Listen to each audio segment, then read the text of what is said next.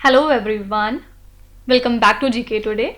और ये है हमारी daily UPSC prelims model and previous questions analysis की सीरीज़, जिसमें आज ये 6 लेक्चर रहेगा।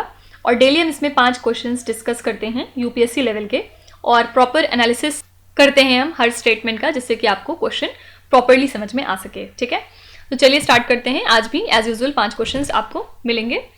फर्स्ट क्वेश्चन है, the functions of the humps in camel is to. जो हम्प्स होते हैं कैमल के, जो ऊपर के साइड उठा हुआ पार्ट होता है, उसका फंक्शन क्या है आपको ये बताना है। Store water, store fat, insulation of heat. Choose the correct option from the codes given below. तो इसमें से क्या क्या फंक्शन है उस हम्प का, आपको ये पूछ रहा है। देखिए, कैमल्स जो है वो वाटर को स्टोर नहीं करते अपने हम्प्स में, लेकिन ज़्यादातर लोगों को यही लगता है। जो हम्प्स है वो एक्चुअली एक तरह का रिजर्वॉयर होता है फैटी टिश्यू का। ठीक है, तो जो कंसंट्रेटिंग बॉडी फैट है इनके हम्प्स में, उसकी वजह से हीट ट्रैपिंग इंसुलेशन मिनिमाइज हो जाती है through out the rest of their body, और इसकी वजह से ये हॉट क्लाइमेट्स में बहुत ही आसानी से रह लेते हैं। ठीक है, और जब ये टिश्यू मेटाबोलाइज होती है तो ये एक्ट करती है as a source of energy, और ये ईल्ड करती है more than 1 gram of water for each 1 gram of fat, जो कि कन्वर्ट हुआ है through reaction with oxygen from air. तो ये जो प्रोसेस है फैट मेटाबोलाइजेशन का, उसकी वजह से नेट लॉस ऑफ वाटर होता है through respiration for the oxygen, जो कि रिक्वायर्ड है फैट को कन्वर्ट करने के लिए। ठीक है, तो जो हम्प्स होते हैं कैमल के अंदर, उसका फंक्शन जो है फर्स्ट वाला बिल्कुल नहीं है स्टोर वाटर, सेकेंड वाला है इसमें फैट स्टोर होता है, और इंसुलेशन ऑफ हीट भी इसका फंक्शन है। तो यहाँ पे आंसर हो जाएगा only 2 and 3, that is option number C. Second है, the ephemeral plants are those plants which dash. Ephemeral plants आप किसको कहते हैं, आपको ये बताना है। फर्स्ट ऑप्शन है, are capable of tolerating saline conditions. क्या ऐसे प्लांट जो सलीन कंडीशंस को टॉलरेट कर सकते हैं, उनको हम बोलते हैं ephemeral plants. Are adapted to seasonal और perennial drought, derive water and nutrients from air, complete their cycle in very short period. देखिए, इस क्वेश्चन को सॉल्व करने के लिए आपको एफेमरल प्लांट्स के बारे में थोड़ी बातें जाननी होंगी। ये वो प्लांट्स होते हैं जो कि बॉर्न होते हैं सिर्फ और सिर्फ अकेजनल रेन्स के बाद, और रिप्रोड्यूस होते हैं और डेड हो जाते हैं जब तक कि नई ड्रॉट आती है। ठीक है, तो जनरली ऐसा माना जाता है कि इनकी बहुत ही ज़्यादा शॉर्ट लाइफ साइकिल होती है। तो यहाँ पे करेक्ट आंसर हो जाएगा complete their cycle in a very short period. तो जब भी अकेजनल रेन्स होंगी तब ये ग्रो होते हैं, और उसके बाद अगली ड्रॉट के आते आते ये रिप्रोड्यूस होकर खत्म भी हो जाते हैं। ठीक है, तो इनकी जो लाइफ साइकिल है वो बहुत ही कम होती है। आंसर है option number D. With reference to the functions of various hormones in human body, consider the following statements. Different hormones के जो functions हैं उनके रिगार्डिंग आपको 3 स्टेटमेंट दिया हुआ है, आपको बताना है कौन सा सही है। Oxytocin induces labour and the production of milk by the memory glands. जो ऑक्सीटोसिन हार्मोन है उसकी वजह से मिल्क का प्रोडक्शन होता है मैमरी ग्लैंड्स के द्वारा, ये बिल्कुल ठीक है। Second is, the thyroid gland releases the thyroxine hormone which controls the rate of metabolism, ये भी बिल्कुल ठीक है। Glucagon is produced in the alpha cells of the pancreas and raises the blood sugar by breaking down the glycogen that is stored in the liver. तो glucagon का function क्या है, ये अल्फा सेल्स ऑफ पैनक्रियाज में produce होता है और blood के जो शुगर लेवल है उसको रेज करता है by breaking down the glycogen, जो कि लीवर में स्टोर होता है। ये भी बात बिल्कुल ठीक है।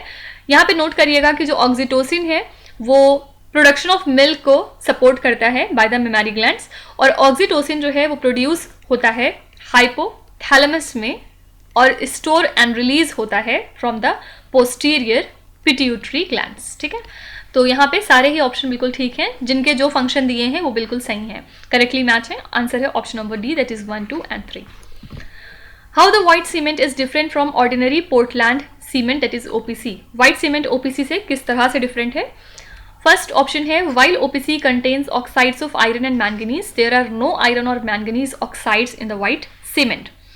तो ये जो स्टेटमेंट है ये बिल्कुल ठीक है, क्योंकि जो सीमेंट है उसको मैन्युफैक्चर किया जाता है इस तरह से कि वो वाइट दिखे अपने कलर में, और इसके लिए जो रॉ मटेरियल्स यूज़ होते हैं वो आयरन और मैंगनीज ही यूज़ किए जाते हैं। ठीक है, और याद रखिएगा इसमें आयरन और मैंगनीज की जो मात्रा है बहुत ही कम रखी जाती है, और इसी वजह से वाइट सीमेंट में किसी तरह का आयरन और मैंगनीज ऑक्साइड नहीं पाया जाता। सेकेंड है, while gypsum is used in making of OPC, gypsum is not used in making of white cement। तो ये जो स्टेटमेंट है ये रॉन्ग है, क्योंकि ऑर्डिनरी पोर्टलैंड सीमेंट साथ ही वाइट सीमेंट दोनों में जो यूज़ ऑफ जिप्सम है वो मैंडेटरी है ड्यूरिंग दियर मैन्युफैक्चरिंग प्रोसेस। और जिप्सम क्यों ऐड किया जाता है? ताकि जो सेटिंग टाइम ऑफ सीमेंट है उसको कंट्रोल किया जा सके and to prevent rapid setting. ठीक है, तो जिप्सम दोनों में यूज होता है, इस वजह से ये वाला ऑप्शन गलत हो गया। Production of white cement consumes significantly more energy in comparison to the grey cement. ये स्टेटमेंट भी बिल्कुल सही है, क्योंकि जो प्रोडक्शन है व्हाइट सीमेंट का जनरली मोर एनर्जी इंटेंसिव होता है अगर हम इसको कंपेयर करें टू द ग्रे सीमेंट। और जो रॉ मटेरियल्स आप यूज करते हैं व्हाइट सीमेंट में, लाइक लाइमस्टोन हो गया, कैओलिन हो गया, इसको हीट करना होता है हायर टेम्परेचर्स पे अगर आपको डिजायर्ड व्हाइटनेस अचीव करना है तो। ठीक है, तो जो हायर एनर्जी रिक्वायरमेंट है उसकी वजह से इंक्रीज्ड एनर्जी कंजम्पशन होता है during the production of white cement. तो यहाँ पे आंसर हो जाएगा only 1 and 3, that is B option, second वाला क्योंकि गलत हो गया। जिप्सम जो है वो दोनों के लिए यूज होता है। How the hardwood is different from sapwood in plants. Hardwood किस तरह से डिफरेंट है सैपवुड से? While hardwood performs the function of water conducting, sapwood provides strength. Hardwood is more susceptible to the pest and microbes in comparison to sapwood. First statement देखेंगे, while hardwood performs the functions of water conducting, sapwood provides the strength। तो ये statement जो है वो गलत हो जाता है, क्योंकि प्लांट्स में जो सैपवुड होते हैं बेसिकली, जिनको आप जाइलम के नाम से भी जानते हैं, ये रिस्पॉन्सिबल होते हैं वाटर को कंडक्ट करने के लिए, और जो न्यूट्रिएंट्स होते हैं रूट्स में उनको ऊपर लेके जाते हैं to the rest of the plant. जबकि अगर वहीं हम हार्डवुड की बात करें, एक तरह से आप कह सकते हैं कि ये इनर पार्ट है, नॉन लिविंग और ओल्डर पार्ट होता है ट्री के ट्रंक का, जो कि अब एक्टिव नहीं है वाटर को कंडक्ट करने में।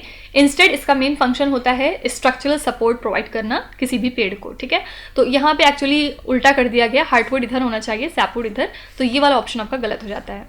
Hardwood is more susceptible to the pest and microbes in comparison to sapwood. तो ये जो स्टेटमेंट है ये भी बिल्कुल गलत हो गया, अब आपको समझ में आ गया होगा। तो हार्डवुड जो है वो जनरली लेस ससेप्टेबल होता है पेस्ट माइक्रोब्स से, और डिके भी वो बाद में होता है एज कम्पेयर टू सैपवुड, क्योंकि जो एक्यूमुलेशन ऑफ कंपाउंड्स है लाइक रेजिन्स और कुछ और केमिकल सब्सटेंसेस इन हार्डवुड, उसकी वजह से वो ज़्यादा रेजिस्टेंट होता है to insect infestation and microbial decay. ठीक है, तो यहाँ पे भी इन्होंने उल्टा कर दिया था इसको, तो आंसर हो जाएगा option number D, that is neither 1 nor 2, दोनों ही ऑप्शन आपके गलत हो जाए। तो ये हो गए हमारे top 5 questions in UPSC prelims quiz series, और अगले लेक्चर में भी हम लोग इसी तरह 5 क्वेश्चंस फर्दर डिस्कस करेंगे। Till then stay tuned. Thank you so much for watching, and please do not forget to subscribe to GK Today. With this, me Nuzhat Sana signing off.